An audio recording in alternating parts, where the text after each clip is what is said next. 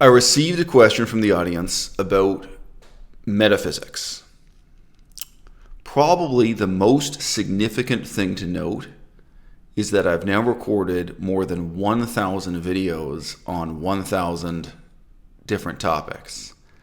And never once have I been asked anything to do with metaphysics. Never once until today have I been asked how my philosophy applies to metaphysics. I've never been asked what possible meaning the study of metaphysics has had in my life, right?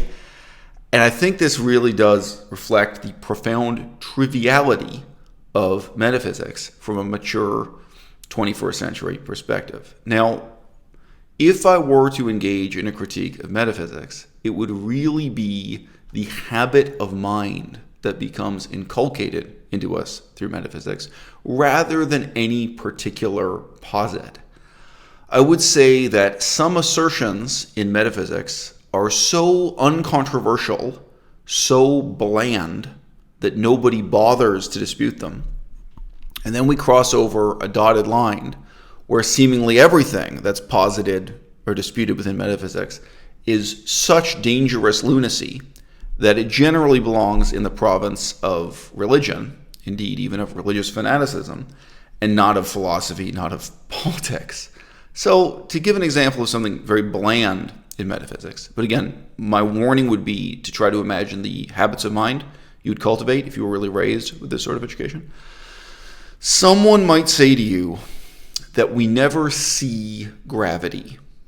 We see objects falling, we see the effects of gravity, but we never perceive gravity itself. But we can posit this prior entity, this real thing, whatever gravity truly is, out of sight, out of mind, to some extent unknowable, and to some extent something we can speculate about.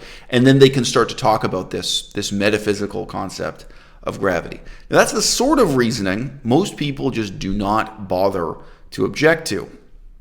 And it slips into madness and lunacy when they say something to you like, well, you can see the effects of intelligence, right? In the same way that you see things falling and you then infer or impute this thing called gravity.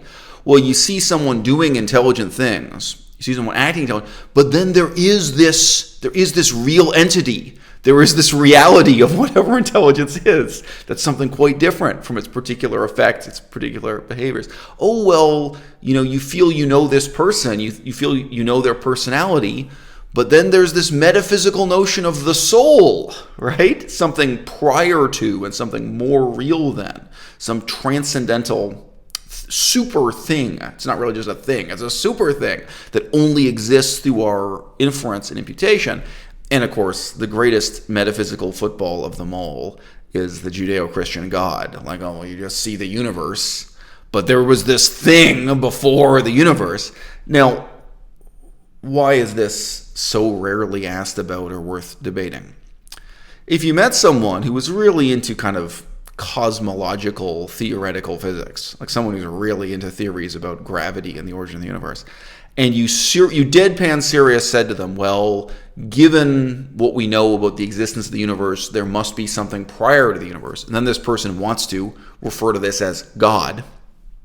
It would just be laughably meaningless. I mean, if you make this inference, if you make this imputation, there's no connection between that notion of God and the book, written in ancient Greek called the New Testament. Yes, by the way, the New Testament was written in Greek, not Hebrew. Deal with it. It wasn't written in Aramaic either, Well, you have this kind of, literary tradition starting in ancient Greek with these stories, and it's concerned with the Roman Empire conquering Jerusalem and, the temple and the politics and, moral questions.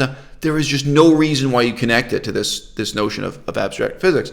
Now, in terms of the essentializing tendency of mind here that people train themselves in if they revere metaphysics and metaphysical thinking, it might seem harmless for you to look at intelligence and then think there is this thing that truly is intelligence. Look at the person and then think there is this thing called the soul. There's this essence of who the person really is.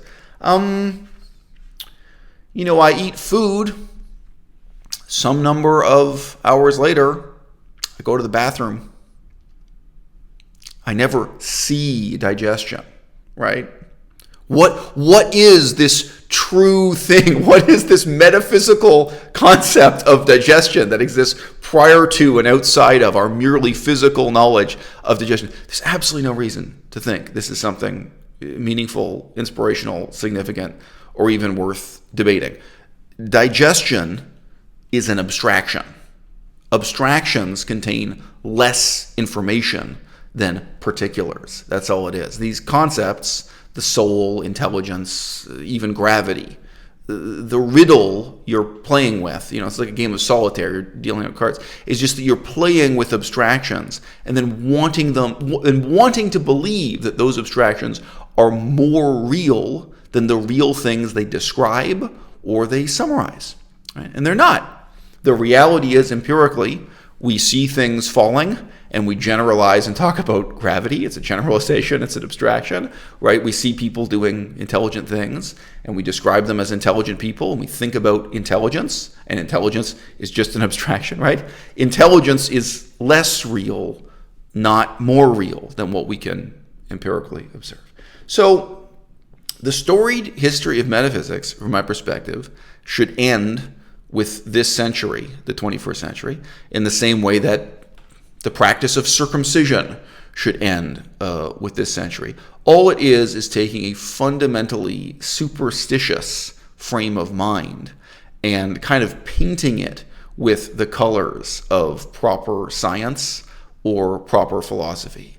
It can never lead us to any conclusions about anything other than the psychology of human stupidity.